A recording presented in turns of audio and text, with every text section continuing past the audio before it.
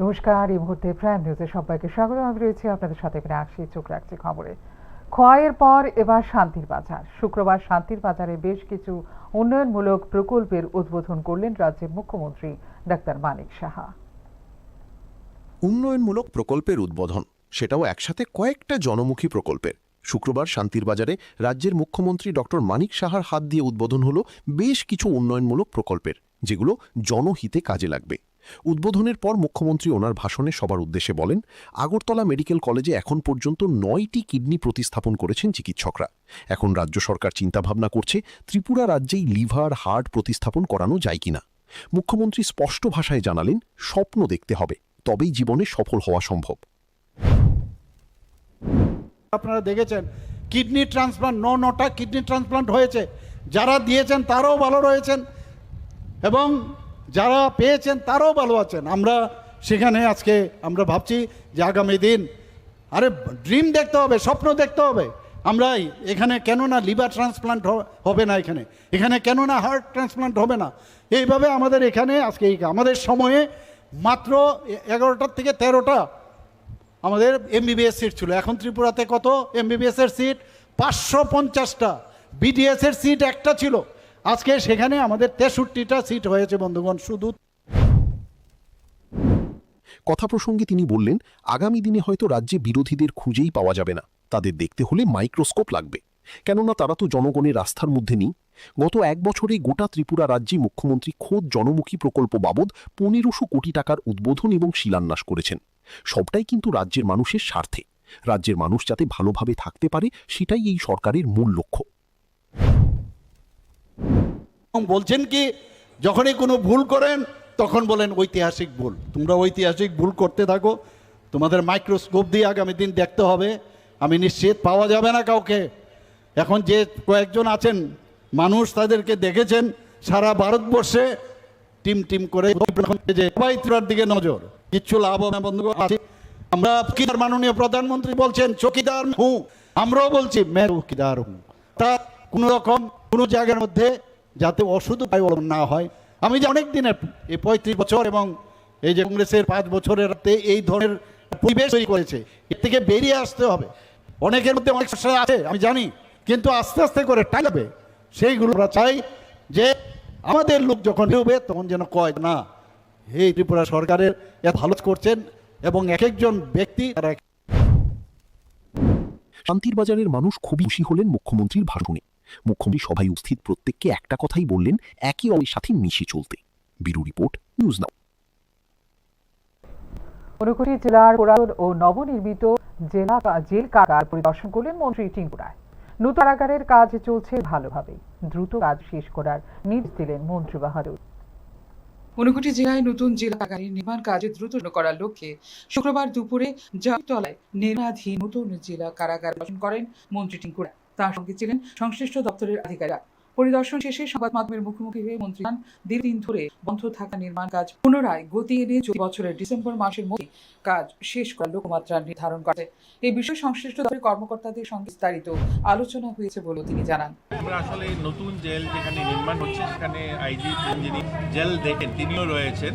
তো আমরা এসেছিলাম আমাদের যে নতুন জেলের কাজ চলছে, এই কাজটাকে কি করে আরো ত্বরান্বিত করা যায়, দ্রুত গতিতে কি করে সেটাকে শেষ করা যায়। তো যারা এজেন্সি কাজ করছে, পিডব্লিউ সহ অন্যান্য যারা আছেন, তো তাদের কাছ থেকে আমরা কমিটমেন্ট নিয়েছি যে এই বছরই অর্থাৎ 2020 ডিসেম্বর পর্যন্ত সেটাকে শেষ করে স্থানান্তর করা। এটা বিষয়। আরেকটা হলো পুরনো জেলে আপনারা দেখেছেন বাউন্ডারি অন্যান্য কিছু মেরামতের রয়েছে, এগুলো আমি ওনাকে দেখছি। তো উনি কমিটমেন্ট করেছেন উনি এগুলো করিয়ে দেবেন। এদিন কৈলাসহর শহরে অবস্থিত বর্তমান জেলা কারাগার পরিদর্শন করে। কারাগার সম্পূর্ণভাবে সুরক্ষিত করতে নতুন বাউন্ডারি ওয়াল নির্মাণের বিষয়েও আলোচনা হয়। পাশাপাশি জারৈতলার নতুন কারাগারে স্থানান্তরের পর বর্তমান কারাগারের জায়গাটি কিভাবে জনস্বার্থে উন্নয়নমূলক কাজে ব্যবহার করা যায় সে বিষয়ে কৈলাসহরের মানুষের মতামতকে গুরুত্ব দেওয়া হবে বলে জানান তিনি। ফিউরো রিপোর্ট, নিউজ নাও। এবার এয়ারপোর্ট থানার মহিলা এসআই যমুনা রায়কে সাসপেন্ড করল রাজ্য সরকার। শুক্রবার এই সংক্রান্ত একটি নোটিশ দেওয়া হলো যমুনাকে রাজ্য সরকারের তরফে এসপি মারফত। কর্তব্যে গাফিলতির জন্যই নাকি মিলল তার চাকরি জীবনে এই উপহার। হায় রে যমুনা, তোমাকেও পেতে হলো বরখাস্তের যন্ত্রণা। কর্তব্যে আর গাফিলতি করবানি যমুনা, দেখ কেমন লাগে।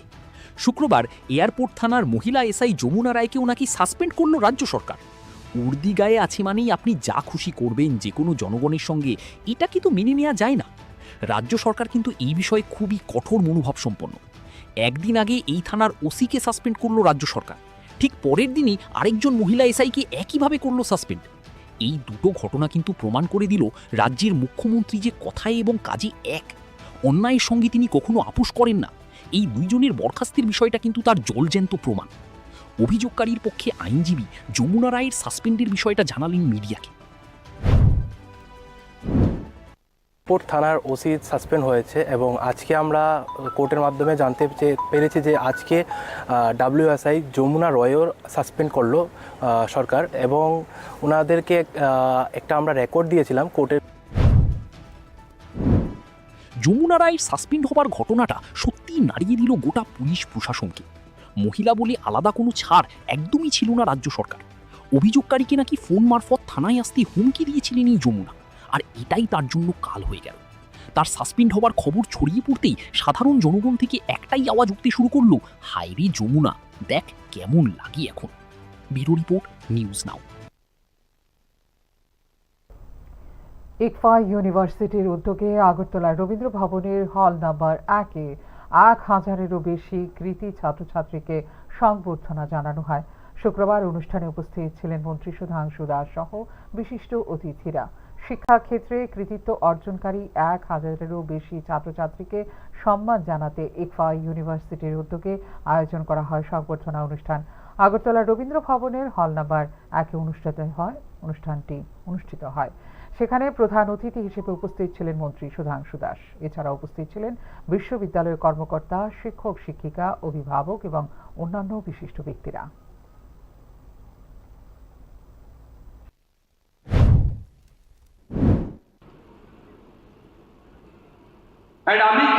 আমি বলছি যে পিএইচডি ডিগ্রি ছাড়া সফলতা সম্ভব নয়। আমি বলছি পিএইচডি ডিগ্রি আপনাদের সবার মধ্যে আছে। Now let me tell you what is the meaning of PhD. What denotes about PhD? PhD means P for positivity. কার কার মধ্যে আছে হাত তুলুন পজিটিভিটি। এত কম স্টুডেন্টের মধ্যে পজিটিভিটি না থাকে। বাইক দুর্ঘটনার মীমাংসার নামে লাখ টাকারও বেশি আত্মসাৎ। অভিযোগ ধনপুরের বিজেপির এক বুথ সভাপতির বিরুদ্ধে। অভিযুক্তের নাম নাকি তুফান। বাইক দুর্ঘটনার নাম করে মোটা অঙ্কের টাকা আত্মসাৎ করা চাঞ্চল্যকর অভিযোগ উঠল ধনপুর বিধানসভার বানিয়াছড়া গ্রাম পঞ্চায়েতের 12 নম্বর ওয়ার্ডের বুথ সভাপতি সুনীল সরকার ওরফে তুফানের বিরুদ্ধে। 1 লক্ষেরও বেশি টাকা পকেটে, মাত্র সামান্য কিছু টাকা আহত ব্যক্তির হাতে তুলে দেওয়ার খবর সামনে আসতেই তীব্র উত্তেজনা দেখা দিয়েছে এলাকায়।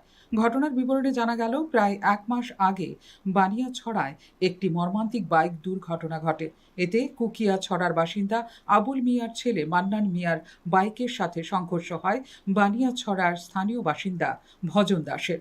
দুর্ঘটনায় ভজন দাস গুরুতর আহত হন এবং বেশ কিছুদিন জিবি হাসপাতালে চিকিৎসাধীন ছিলেন। পরবর্তীতে এই দুর্ঘটনাকে কেন্দ্র করে একটি সালিশি সভা বসে। অভিযোগ, বানিয়াছড়ার 12 নম্বর ওয়ার্ডের বুথ সভাপতি সুনীল সরকার ওরফে তুফান আইনি জটিলতা ও মামলার ভয় দেখিয়ে বাইক চালক মান্নান মিয়ার পরিবারের কাছ থেকে 1,30,000 টাকা আদায় করেন। মান্নান মিয়ার পরিবার তুফানের হাতে 1,30,000 টাকা তুলে দিলেও পরবর্তীতে জানা গেল আহত ভজন দাসকে দেওয়া হয়েছে মাত্র 25,000 টাকা। বাকি 1,05,000 টাকা সুনীল সরকার ওরফে তুফান আত্মসাৎ করেছেন বলে অভিযোগ।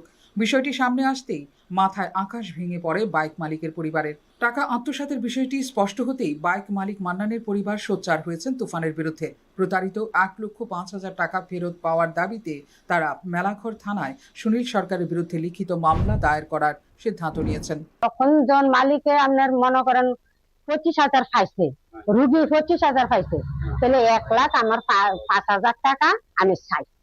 মানে রুগীর কাছে মাত্র 25,000 টাকা গেছে। 25,000 টাকা গেছে। আপনি যে 1,30,000 টাকা দিচ্ছেন এর মধ্যে 25,000 টাকা রুগীর কাছে গেছে। হ্যাঁ হ্যাঁ, আর বাকি টাকাটা কি এখনো তুফানের কাছে? তুফানের কাছে। এবার রুগী কি করছে? রুগী এরপরে রুগীরে আমি এবার রুগীর সাথে যখন আপনারা যোগাযোগ করছেন রুগী তখন কি করছে? এবার রুগী কইছে আমি আপনারা যে টাকা দিছেন হরুবিদ্যার ফুলার কাছে আমারে 25,000 টাকা দিয়ে গেছে, হরুবিদ্যার ফুলা আমার 25,000 টাকা আমার হাতে দিছে, আমি 25,000 টাকা পাইছি, এর বেশি একটিও পাইছি না। এখন দেখার এই জালিয়াতি ও প্রতারণা ঘটনার প্রেক্ষিতে পুলিশ ও প্রশাসন অভিযুক্ত তুফানের বিরুদ্ধে কী পদক্ষেপ গ্রহণ করে। ফিউরো রিপোর্ট, নিউজ নাও। 2রা আগস্ট রবিবার সনাতনী হিন্দু সেনার দ্বিতীয় বর্ষপূর্তি উপলক্ষে বিভিন্ন কর্মসূচি হাতে নিয়েছে সংগঠন। শুক্রবার এই সব পরিকল্পনার কথা জানান সাংবাদিকদের, জানান সংগঠনের নেতৃত্ব, জানান প্রেস ক্লাবে সাংবাদিক সম্মেলনের আয়োজন করা হয়। সম্মেলনে নেতৃত্বরা জানান অনুষ্ঠানটি হবে সূর্যমণিনগর এলাকায়। এদিন সকাল থেকে শান্তি মহাযজ্ঞ, দুস্থদের বিভিন্ন প্রয়োজনীয় সামগ্রী বিতরণ, নাম সংকীর্তন সহ বিভিন্ন অনুষ্ঠানের আয়োজন করা হবে বলে জানান কমিটির প্রতিনিধিরা।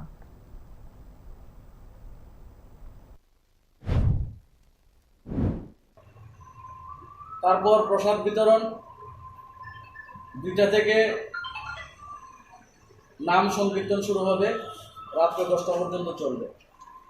তো আমরা সমস্ত অংশের যারা সনাতনী মানুষ আছেন সবাইকে আমরা আমাদের এই কর্মসূচিতে অংশগ্রহণ করার জন্য এবং ধার্মিক অনুষ্ঠানে অংশগ্রহণ করার জন্য এবং এই পবিত্র দিনে এই পবিত্র অনুষ্ঠানে অংশগ্রহণ করার জন্য সবাইকে আহ্বান রাখছি। আমরা সনাতনী হিন্দু সেনা আমরা প্রতিনিয়তই হিন্দু ধর্ম রক্ষার্থে, হিন্দু সংস্কৃতি,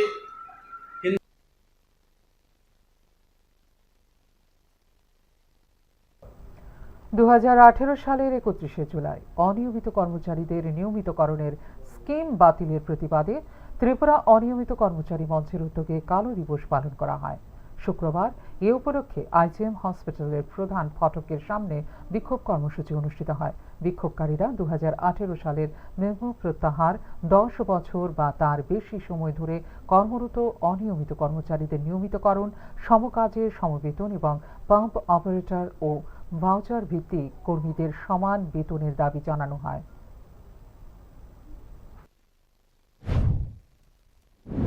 সরকারিভাবে কোনো আর্থিক সাহায্য বা পেনশন পায়নি বা যারা মারা গিয়েছেন তাদেরকে কোনো আর্থিক সহায়তা প্রদান করা হয়নি। তো আমরা বারবার সেই বিষয়গুলি আমরা জানিয়ে যাচ্ছি। গুরু পূর্ণিমা উপলক্ষে অনুষ্ঠানে উপস্থিত ছিলেন বিভিন্ন মন্দিরের প্রতিনিধিরা। গুরু পূর্ণিমার গুরুত্ব সনাতনীদের কাছে অন্যতম। এই বিশেষ দিনে গুরুর প্রতি শ্রদ্ধা জানানোর রীতি সেই কবে থেকে। গুরু পূর্ণিমার দিনে না হলেও শুক্রবার গুরু পূর্ণিমা দিনকে সামনে রেখে পশ্চিম জেলা পরিষদ ও পশ্চিম জেলা তথ্য সংস্কৃতি দপ্তরের উদ্যোগে মুক্তধারা অডিটোরিয়ামে একটি অনুষ্ঠানের আয়োজন করা হয়। অনুষ্ঠানে বিভিন্ন মন্দিরের প্রতিনিধিদের আমন্ত্রণ জানানো হয়। তাদের সংবর্ধনা দেওয়ার পাশাপাশি গুরু শিষ্য পরম্পরা অনুযায়ী পুজো করা হয়, জানালেন পশ্চিম জেলা সভাধিপতি বিশ্বজিৎ শীল।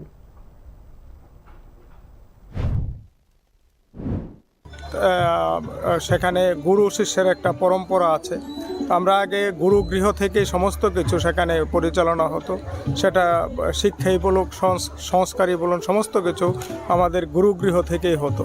তো বর্তমান যুগে সেটা আস্তে আস্তে মানে সেই অবস্থা এখন আর নেই। তারপরও আমাদের গুরু যারা আছে, আমরা যাদের কাছ থেকে শিখেছি তাদেরকে সেখানে সম্মান করা, বিশেষ করে আমাদের মা বাবা যারা আছে, আমাদের শিক্ষক শিক্ষিকা যারা আছে, বা আমরা যাদের কাছ থেকেই সেই কোনো কিছু শিখেছি বা জেনেছি বা যাদের উপদেশ আমাদের জীবনে কাজে এসেছে।